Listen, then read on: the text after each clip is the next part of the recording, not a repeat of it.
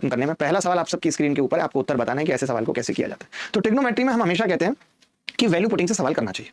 अब ये सवाल मेरे सामने है, ऐसा नहीं है कि बिना वैल्यू पुटिंग के मैं इसको नहीं कर सकता हूं। ऐसे सवाल में मैं हमेशा एक बात बताता हूं कि अगर ऑप्शन में भी अल्फा और बीटा है तो कोशिश ये करिए कि किसी एक को मानने की कोशिश करिए, दोनों को मत मानिए।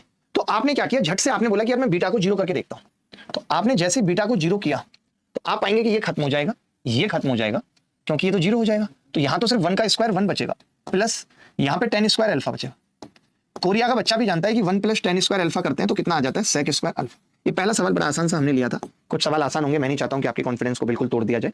तो बीटा को जीरो करने पे किस ऑप्शन में सेक स्क्वायर अल्फा आ रहा है, देखिए मैं तो सेक स्क्वायर अल्फा है ही नहीं, तो इनको तो मैं चेक ही नहीं करूंगा। सेक स्क्वायर अल्फा इन दोनों में, तो मैंने बीटा को जीरो किया तो ये पूरा जीरो हो गया। यानी सिर्फ और सिर्फ एक ऑप्शन है जिसके अंदर सेक स्क्वायर अल्फा आ रहा है और वो है B option. B is the correct answer.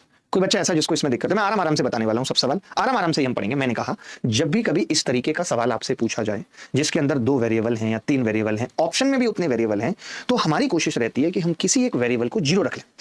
अगर मैंने बीटा को जीरो किया तो ये जीरो हो गया और यहाँ 1 बच गया, 1 का स्क्वायर 1 हो गया, 10 अल्फा बच गया, 10 अल्फा का स्क्वायर 10 स्क्वायर अल्फा हो गया। तो 1 + 10 स्क्वायर अल्फा किसके बराबर आ गया, सेक स्क्वायर अल्फा के बराबर। ये सवाल सबको क्लियर है? कोई ऐसा बच्चा तो